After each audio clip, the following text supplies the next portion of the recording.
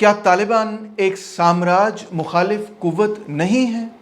میرے کچھ مارکسی دوستوں کا یہ خیال ہے اور عمومی طور پہ پاکستان کے اندر یہ رائے بھی ملتی ہے کہ کیونکہ طالبان امریکہ کے خلاف لڑ رہے ہیں اور امریکہ نے افغانستان پر قبضہ کیا ہوا تھا، تو لہٰذا ہمیں طالبان کی حمایت کرنی چاہیے، کیونکہ ہم چاہتے ہیں کہ افغانستان آزاد ہو اور طالبان ہی لڑ رہے ہیں افغانستان کی آزادی کے لیے، اس لیے ہمیں طالبان کی حمایت کرنی چاہیے۔ اب بات کچھ اس طرح سے ہے کہ طالبان کے جو اعمال ہیں وہ تو آپ سب کے سامنے ہیں۔ پاکستان کے اندر انہوں نے کیا کچھ نہیں کیا وہ بھی آپ کے سامنے۔ شاید آپ یہ سمجھتے ہیں کہ نہیں وہ تو ٹی ٹی پی تھی، وہ انڈین بیک تھی، میں تو ٹی ٹی اے کی بات کر رہا ہوں، یہ انڈین بیک نہیں ہے، یہ تو کچھ اور چیز ہے۔ تو آئیے ذرا ان سوالات کو ذرا کھول کر غور سے دیکھتے ہیں۔ سب سے پہلے تو یہ کہ سامراج کیا ہے اور سامراج مخالفت کیا چیز ہے۔ ہمارا یہ کہنا ہے کہ سامراج جو ہے وہ کسی پالیسی کا نام نہیں، نہ ہی وہ کسی ملک کا نام ہے، بلکہ وہ بین الاقوامی سرمایہ داری نظام کے ایک مرحلے کا نام ہے۔ لینن نے اپنی کتاب کے اندر لکھا imperialism the highest stage of capitalism, یعنی سامراج کو اور سرمایہ داری نظام کو دو مختلف نظاموں کے طور پہ یا دو مختلف چیزوں کے طور پر نہیں دیکھا جا سکتا، بلکہ یہ کہ سرمایہ داری نظام بذات خود ہی ایک سامراجی نظام ہے۔ اسی سے یہ نتیجہ اخذ ہوتا ہے کہ اینٹی امپیریلزم، سامراج مخالفت جو ہے در حقیقت سرمایہ داری نظام کی مخالفت ہے۔ اگر آپ سرمایہ داری نظام کی مخالفت نہیں کرتے، فائنینس کیپٹل اور بڑی بڑی مونوپلیز کی مخالفت نہیں کرتے، تو آپ کس سینس میں اینٹی امپیریلسٹ ہیں؟ کسی بھی سینس میں، at least Marxist point of view سے آپ کسی بھی اعتبار سے اینٹی امپیریلسٹ نہیں ہیں۔ یاد رکھیں کہ لینن نے جب اپنی کتاب لکھی imperialism the high stage of capitalism, تو اس میں لینن کی مین ڈیبیٹ ہو رہی تھی کارل کاؤٹسکی سے، اور کارل کاؤٹسکی کا یہی کہنا تھا کہ سامراج جو ہے وہ سرمایہ داری نظام کی ایک فیز، ایک لیول، ایک اس کی مرحلہ نہیں ہے، بلکہ ایک ڈیفینٹ اکنامک اور پولیٹیکل پالیسی ہے جس کے اندر کہ ایک ملک جو ہے دوسرے ملک پر قابض ہو جاتا ہے۔ مگر اسی بنیادی بات پر لینن نے ڈس ایگری کیا، اور لینن نے یہ کہا کہ کاؤٹسکی بنیادی طور پہ جو معاشی نظام ہے اور جو اس کی سیاسی پالیسی ہے، ان دونوں چیزوں کو علیحدہ اس لیے کر رہا ہے کیونکہ وہ یہ آرگیو کرنا چاہتا ہے کہ اسی معاشی نظام کی بنیاد پہ کوئی اور سیاسی پالیسی بھی اختیار کی جا سکتی ہے،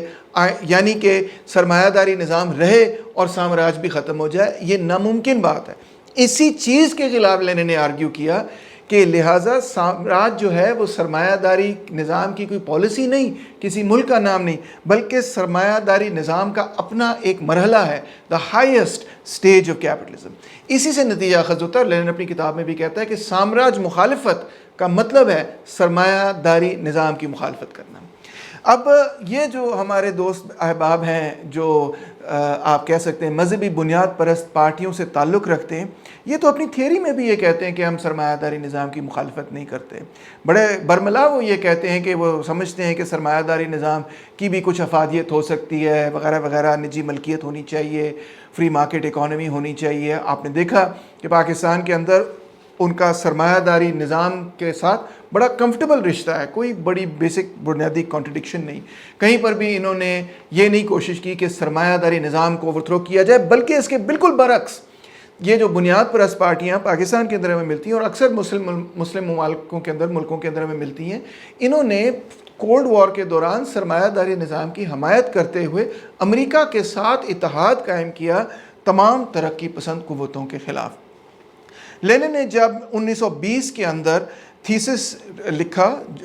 تھیسس آن دا نیشنل کولونیل کویسچن، جو کہ second Congress of the communist international نے پاس کیا، تو اس تھیسس پہ آپ غور کریں کہ انہوں نے کیا لکھا، جو کہ تمام کمیونسٹ پارٹیوں نے اس وقت پاس کیا۔ اس میں انہوں نے یہ لکھا کہ جو قومی آزادی کی لڑائی چل رہی ہے تیسری دنیا کے اندر، جس کو انہوں نے کہا یہ بورژوا ڈیموکریٹک لبریشن موومنٹ ہے، یعنی کہ انہوں نے کہا یہ سرمایہ داری نظام کی مخالف تحریک نہیں ہے مگر قومی آزادی کی تحریک ضرور ہے۔ اس میں کمیونسٹوں کو بھی بڑھ چڑھ کر کردار ادا کرنا چاہیے، اس قومی آزادی کی تحریک میں کمیونسٹوں کو بھی کوشش کرنی چاہیے کہ ان کی جو چین ہے، انڈیا ہے، جو بھی ساری قومیں جن پر قبضہ کیا ہوا ہے یورپ نے، ان سے آزادی حاصل کی جائے۔ مگر اس کے ساتھ ہی سیکنڈ تھیسس میں یہ لینن لکھتے ہیں the need for a struggle against the clergy and other influential reactionary and medieval elements in backward countries، یعنی کہ ان ممالک کے اندر جو کلرجی ہے، یعنی کہ وہ لوگ جو پیشے کے اعتبار سے علماء ہیں یا مذہبی اسکالرز ہیں یا پیشے کے اعتبار سے وہ بدھسٹ مونکس ہو سکتے ہیں یا کچھ اور ہو سکتے ہیں، ان کے خلاف جدوجہد کرنا بھی ضروری ہے۔ کیوں ضروری ہے؟ ان کے خلاف جدوجہد کیوں ضروری ہے؟ کیا لینن کی یہ خواہش تھی کہ مذہب جو ہے ختم ہو جائے؟ نہیں، آگے سنیں۔ نمبر 3 وہ لکھتے the need to combat pan Islamism، یعنی کہ وہ یہاں پہ جس کو آج ہم اسلامی بنیاد پرستی کہتے ہیں، اس کو زمانے میں پین اسلامزم کہا جاتا تھا، اس کے بارے میں نام لے کر وہ ذکر کر کے کہتے ہیں اینڈ سملر ٹرینڈز، یعنی اس قسم کے تمام رجحانات which strive to combine the liberation movements against European and American imperialism with an attempt to strengthen the positions of the khans, landlords, mullahs etc۔ یعنی کہ یہ وہ فلسفہ ہے جو ایک طرف یہ دکھاوا اس کا دکھائی ایسے دیتا ہے کہ جیسے یہ مخالفت کر رہا ہے، یورپ کی مخالفت کر رہا ہے، سامراج کی مخالفت کر رہا ہے، مگر اس کا اصل مقصد ہمیشہ یہ ہوتا ہے کہ یہ خانوں کی اور لینڈ لارڈز کی پوزیشن کو مضبوط کرے۔ عرض یہ ہے کہ یعنی کہ نتیجہ یہ ہوا کہ یہ بیسکلی جاگیرداری نظام کے نمائندے ہیں۔ لینن یہ کہنے کی کوشش کر رہا ہے کہ یہ وہ قوتیں جو جاگیرداری نظام کی نمائندگی کرتی ہیں، جو کلرجی ہے وہ جس طرح کہ یورپ کی کلرجی جو ہے فیوڈلزم کی نمائندگی کرتی تھی، اسی طرح جو ہماری کلرجی ہے وہ ہمارے جاگیرداری نظام کی نمائندگی کرتی ہے۔ جو انڈیا کی کلرجی ہے وہ انڈیا کے اندر جو جاگیرداری نظام ہے اس کی حمایت کرتی ہے، اسی میں وہ اس نے جنم لیا ہے، اسی کی وہ حمایت کرتی ہے، اسی کی مفادات کے لیے وہ کام کرتی ہے۔ تو اس سے نتیجہ ہمیں یہ اخذ کرنا چاہیے کہ جو ہمارے دوست یہ کہتے ہیں کہ جی جب انالیسس کرتے ہیں تو ان کے ذہن میں صرف یہ بات آتی ہے کہ جیسے ایک طرف سامراجی قوت ہے اور دوسری طرف تمام پاکستانی ہیں، یعنی تمام پاکستانی ان کو جو ہے نا طبقات کے اندر بٹے ہوئے نظر نہیں آتے۔ اس انالیسس میں جب یہ انالیسس کرتے ہیں تو ایسے محسوس ہوتا ہے کہ صرف اور صرف قومی آزادی کی لڑائی اور پوری کی پوری قوم جو ہے نا متحد ہے اس سوال پر، مگر ایسا ہرگز نہیں ہے۔ ان فیکٹ یہ جو تھرڈ ورلڈ کنٹریز ہیں جن کے اوپر سامراج کا تسلط ہے، یہ بذات خود بھی مختلف طبقات کے اندر تقسیم ہے، اور اس کے اندر ایک طبقہ وہ ہے جو جاگیرداری نظام کی حمایت کرتا ہے، اور یہ طبقہ جو جاگیرداری نظام کی حمایت کرتا ہے یہ مذہب کا سہارا لیتا ہے، اور مذہب کا سہارا لیتے ہوئے در حقیقت جاگیرداری نظام کو مستحکم کرنے کی کوشش کرتا ہے۔ تو ہم یہ تو نہیں چاہتے کہ سامراج سے اور سرمایہ داری نظام سے لڑیں اور جاگیرداری نظام کے اندر داخل ہو جائیں، اس کا تو کوئی فائدہ نہیں ہوگا۔ آپ جانتے ہیں فیوڈلزم ہو یا جاگیرداری نظام ہو، یہ تو سماج کو پیچھے کی طرف دھکیلے گا نا، آگے کی طرف تو نہیں دھکیلے گا۔ تو ہماری ضرورت یہی ہے کہ ہم سرمایہ داری نظام کو بھی چیلنج کریں، اور جاگیرداری نظام کو تو چیلنج کرنا ہی ہے، جاگیرداری نظام تو سرمایہ داری نظام سے بھی زیادہ بیکار ہے۔ تو لہٰذا نتیجہ یہ ہوا کہ ہم نے سرمایہ داری نظام کی مخالفت میں جاگیرداروں کی گود میں نہیں بیٹھنا، اور نہ ہی جاگیرداری نظام کی حمایت کرنی شروع کر دینی ہے، بلکہ اس کے الٹ سرمایہ داری نظام کے خلاف جدوجہد میں ہمیں یہ وضاحت کرنی پڑے گی عوام سے کہ یہ جاگیرداری نظام کے جو نمائندے ان کو بالکل علیحدہ رکھا جائے، کیونکہ یہ ریئیکشنری لوگ ہیں۔ ریئیکشنری سے مطلب یہ ہے کہ یہ تاریخ کا پہیہ پیچھے کی طرف پلٹانا چاہتے ہیں۔ جو تمام جدید چیزیں ہوئی ہیں، میں صرف ٹیکنالوجی کی بات نہیں کر رہا، فلسفے کے میدان میں دیکھ لیں، سیاست کے میدان میں دیکھ لیں، جو جدیدیت دنیا کے اندر پیدا ہوئی ہے یہ اس تمام جدیدیت کے فلسافیکل دشمن ہیں۔ یہ فلسافیکلی اس کو اپوز کرتے ہیں۔ یہ نہیں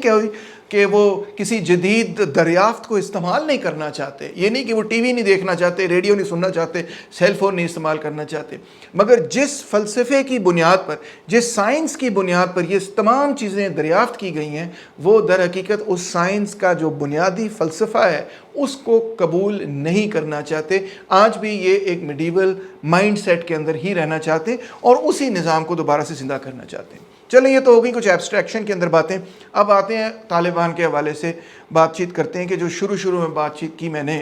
کہ ٹی ٹی اے کو کس طرح سے دیکھا جاتا ہے۔ میں کابل گیا اور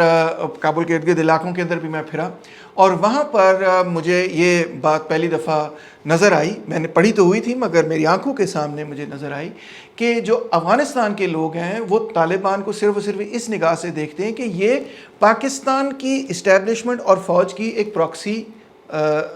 آرمی ہے، اور اس کا کام یہ ہے کہ اس نے افغانستان کو فتح کرنا ہے اس مقصد کے لیے کہ افغانستان پورے کا پورا پاکستان کے انفلوئنس میں آئے۔ جب وہ پاکستان کے انفلوئنس میں آئے گا تو افغانستان ایک اسٹریٹجک ڈیپتھ کا کردار ادا کر سکے گا، کیونکہ ہماری اصلی لڑائی تو افغانستان سے نہیں ہے، وہ تو انڈیا سے۔ تو انڈیا سے جو ہماری لڑائی ہوگی تو اس میں افغانستان ایک اسٹریٹجک ڈیپتھ کا کردار ادا کر سکے گا۔ اس مقصد کے لیے پاکستان نے ہمیشہ یہ کوشش کی ہے کہ افغانستان کے اندر کوئی ایسی گورنمنٹ ہو جو کہ پرو پاکستان ہو، اور پرو پاکستان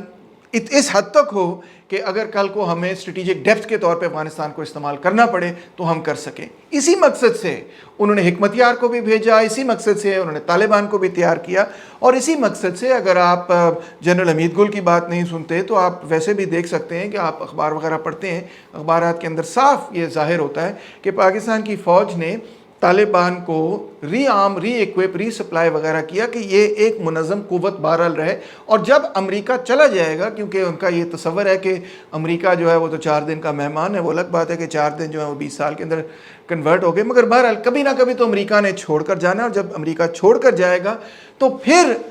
ٹی ٹی اے کی حکومت افغانستان کے اندر قائم ہوگی, اور اس کے نتیجے میں پاکستان کے پاس ایک اسٹریٹجک ڈیپتھ ہوگی. اس کی وجہ سے,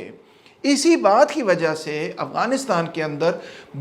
بے تحاشا ایسے لوگ موجود ہیں, نہ صرف ازبیک اور تاجک, مگر پشتونوں کے اندر بھی بے تحاشا ایسے لوگ موجود ہیں جو کہ یہ نقطہ نظر رکھتے ہیں کہ یہ طالبان جو ہے کوئی انڈیجنس موومنٹ نہیں ہے, افغانستان کی اپنی تحریک نہیں ہے, بلکہ یہ پاکستان اسٹیبلشمنٹ کی ایک پراکسی فورس ہے, اور اسی لیے وہ اس کو آزادی کی جنگ نہیں سمجھتے. وہ یہ سمجھتے ہیں کہ یہ اسی چیز کے برابر ہے کہ امریکہ سے جان چھٹی تو پاکستان کے ہم بیسکلی کنٹرول کے اندر آ گئے, قبضے کے اندر آ گئے. وہ اس طرح سے اس چیز کو پرسیو کرتے ہیں. اچھا, آپ غور کریں کہ جو ٹک ٹک ٹک ٹک ہوتی رہی ہے طالبان کے درمیان اور امریکہ کے درمیان, وہ انتہائی ایکچولی دلچسپ بات یہ کہ محدود رہی ہے. کل لوگ جو کہ امریکن مارے گئے ہیں افغانستان کے اندر اس پورے 20 سال کے عرصے میں, وہ صرف 4000 ہیں. ان 4000 کے اندر سے 2372 وہ ہیں جو کہ US ملٹری ڈیتھس ہیں. ان ملٹری ڈیتھس میں سے بھی صرف 1800 وہ لوگ ہیں جو کہ ہاسٹائل ایکشنز میں مارے گئے ہیں. باقی لوگ جو ہیں وہ ہاسٹائل ایکشنز میں نہیں, ویسے کسی وجہ سے مارے گئے ہیں, بیماری کی وجہ سے. اور 1720 ڈیتھس جو ہیں وہ سویلین کانٹریکٹرز کی ہوئی ہیں, اور یہ 20 سال کی بات ہے.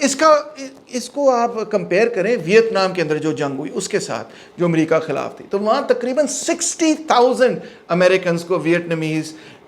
جو کمیونسٹ تھے انہوں نے مارا, تب جا کے امریکہ نے وڈرا کیا. تو یعنی کہ ویتنام اور افغانستان کی 20 سال کی جنگ دیکھ لیں تو پتہ چل جاتا ہے کہ ویتنام کے اندر کتنی سخت لڑائی ہوئی ویتنام کو امریکہ سے آزاد کرنے کے لیے, اور یہاں پہ بیسکلی ٹک ٹک ٹک ہوئی, مگر اس قسم کی سخت لڑائی نہیں ہوئی.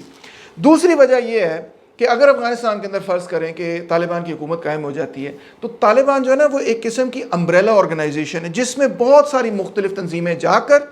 یعنی میں افغان طالبان کی بات کر رہا ہوں, جس میں بہت ساری پاکستان کی ریلیجس ایکسٹریمسٹ تنظیمیں جا کر ٹریننگ حاصل کرتی ہیں. اس میں لشکر طیبہ ہو, بے شک سپاہی محمد ہو, اس میں بے شک جیش محمد ہو, وغیرہ وغیرہ, یہ سب افغانستان میں جا کے ٹریننگ حاصل کرتے ہیں اور طالبان کے کیمپس میں ٹریننگ حاصل کرتے ہیں. طالبان کی اگر حکومت قائم ہو گئی تو آپ دیکھیں گے کہ ان کا امپیکٹ پاکستان کے اوپر بڑھتا چلا جائے گا, اور پاکستان جو ہے نا وہ ایکسٹریمزم کی طرف جائے گا. پھر یہ کہ چاہے بارڈر کے اس پار ہوں یا اس پار ہوں, طالبان کی ٹیکٹکس اور اسٹریٹجی کے اندر یہ چیز شامل ہے کہ وہ سافٹ ٹارگیٹس کو پک کرتے ہیں, اور ان کو فرق نہیں پڑتا اس بارے میں کہ یہاں پہ سویلینز ہیں یا کیا مسئلہ نہیں. پہلے ہی انہوں نے جو جہاد کے حوالے سے اصول و قوانین ہیں کہ جی اس میں سویلینز کو نہیں مارا جا سکتا, نان کمبیٹنٹس کو نہیں مارا جا سکتا, اس پہ کے حوالے سے انہوں نے اپنا جواز آلریڈی نکال لیا ہے کہ نہیں جی یہ تو سارے کافر ہیں, یہ تو کفر کر رہے ہیں وغیرہ, یہ کفر کی فوج ہے, یہ کفر کے لوگ ہیں, یہ نظام پورا کفر کا ہے, لہٰذا کفار کو اٹیک کرنا جو ہے وہ جائز ہے. اس طرح کر کے انہوں نے لیجیٹمائز کر لیا ہے اپنے لیے, لہٰذا وہ ملالہ یوسفزئی کو بھی سر میں گولی مار دیں, وہ APS کے بچوں کو بھی گولی مار دیں, وہ مون مارکیٹ کے اندر بم دھماکے کر دیں, ان کو کوئی فرق نہیں پڑتا. فرق صرف اتنا ہے میرے دوستوں کہ TTA جو ہے نا وہ افغانستان کے اندر یہ چیزیں کرتی ہے, اور TTP جو ہے وہ پاکستان میں یہی چیزیں کرتی ہیں. دونوں کی اسٹریٹجی اور ٹیکٹکس کے اندر یہ انتہا پسندی اور ٹیررزم شامل ہے. صرف ہمیں TTA بری اس لیے نہیں لگتی کیونکہ ان کا بیس آف آپریشن ان کی بندوقوں کی نوکیں جو ہیں وہ افغانستان کی طرف ہے. ہمیں TTP اس لیے بری لگتی کیونکہ ان کی بندوقیں ہماری طرف ہیں بس. اس کے علاوہ سویلین ٹارگیٹس کو زد میں لے کر آنا اور ان کو اٹیک کرنا, دونوں TTA اور TTP کے لیے کوئی مسئلہ نہیں. پھر یہ بہت بڑے لیول پر ڈرگ سمگلنگ کرتے رہے. آپ کو پتہ ہے خود تو یہ کہتے ہیں اسلام کے اندر منشیات جو ہیں وہ منع ہے, مگر دلچسپ بات یہ ہے کہ وہ منشیات تیار کر کے پورے یورپ کے اندر ایکسپورٹ کرنے کے لیے تیار ہیں. وہ یہ کہتے ہیں کہ ہاں اگر کوئی کافر جو ہے وہ ان منشیات کو ہم سے خرید لے تو نو پرابلم, کیونکہ وہ تو خرید رہا ہے, ہم اس پیسے سے جہاد کریں گے. تو اس طرح سے ایک پیریڈ ضرور تھا کہ جب طالبان نے کوشش کی کہ یہ پاپی کلٹیویشن وغیرہ ختم کر دی جائے، مگر اس کے کچھ سال بعد انہوں نے دوبارہ ریوائیو کر دی، کیونکہ اس وقت اور اب بھی حقیقت یہی ہے کہ افغانستان کے اندر پاپی کلٹیویشن سے بہت زیادہ پیسے بنتے ہیں، تو انہوں نے بھی پیسے بنائے اور پیسے بنا کے ان کی یہی کوشش تھی کہ وہ جہاد کریں۔ اچھا، ایک اور معاملہ یہ ہے کہ یہ تنظیمیں جو ہے نا یہ ڈیپلی سیکٹیرین ہیں۔ جیسے یہ طاقتور ہوں گی تو نہ صرف افغانستان کے اندر آپ دیکھیں گے کہ یہ شیعوں کا قتل کریں گے جس طرح انہوں نے پہلے مزار شریف کے اندر کیا، بلکہ پاکستان کے اندر جو ہزارہ کمیونٹی ہے اور مختلف جو شیعہ کمیونٹیز ہیں ان کے ساتھ بھی یہی کچھ ہونے لگا ہے۔ اور نہ صرف شیعہ کے اعتبار سے یہ اتنے سیکٹیرین ہیں، کیونکہ اکثر ان میں سے دیوبندی ہوتے ہیں، کہ پھر یہ جو ہے نا کیا کہنا چاہیے، بریلویوں پر بھی اٹیک کرنا شروع کر دیتے ہیں، اور ایک